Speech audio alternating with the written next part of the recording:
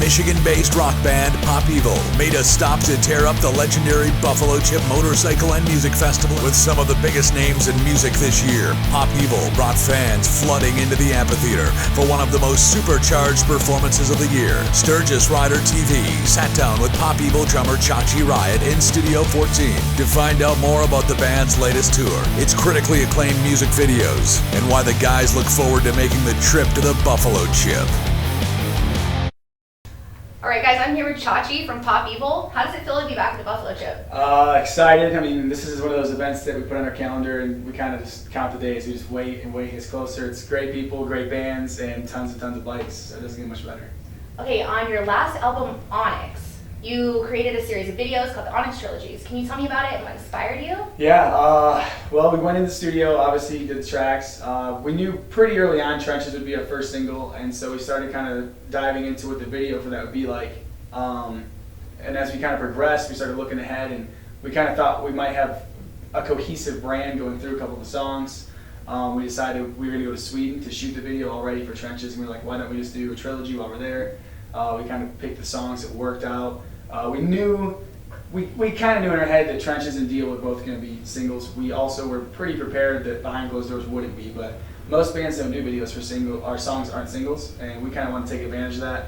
And we just felt like doing the trilogy was an artistic twist that a lot of bands have just kind of let go. Like now videos are just kind of like, they make them, I don't know, like they're just lyric videos. They don't matter anymore. To us, videos still matter. So it was really awesome. We spent 10 days, I think, in Sweden and shot 3 videos in 10 days. It was insane, but it was awesome. For an artist who's never played the Buffalo Chip before, how would you describe the feeling of taking the main stage?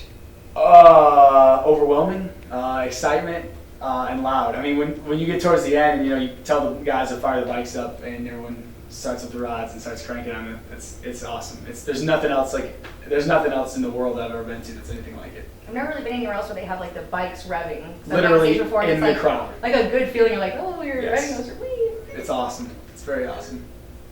Whenever you first booked your gig for the Buffalo Chip, what was your first thought?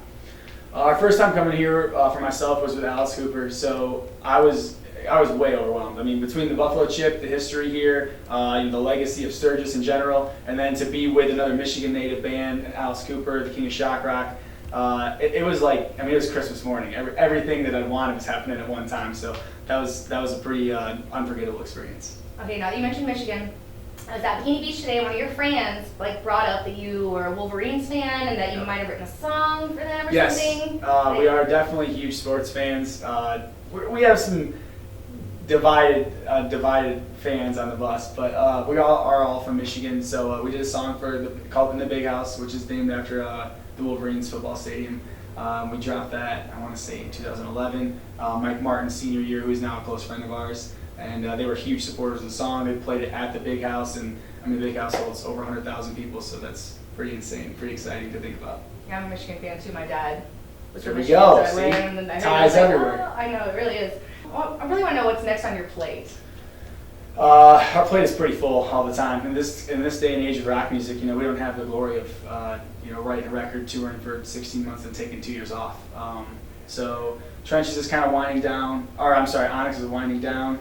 We're about to drop our 4th single, which we haven't announced yet, but stay tuned because maybe in the next 2 weeks we will. We'll finish up a couple headline shows here, some more festivals, and then in 2 weeks, less than 2 weeks, we start Uproar. So for the next 6 weeks, we'll be out with Godsmack, Cedar, and Skillet. That'll take us into October. Then we'll start some holiday and Christmas shows for radio, and then when December and January get here, we'll start writing the new record. So we don't really get too much of a breath of fresh air. Is there anything else you'd like to cover while we're here? Just huge thanks to you guys, the Buffalo Chip, everybody for having us back. We love it here. The Midwest, everything from, Lincoln, Nebraska to Fargo to Sturgis, Sioux Falls, Kansas City, massively underrated area of the country. It's some of the best rock fans I've ever experienced in my life. I can't imagine not playing here, so thank you guys for having us and being a part of this.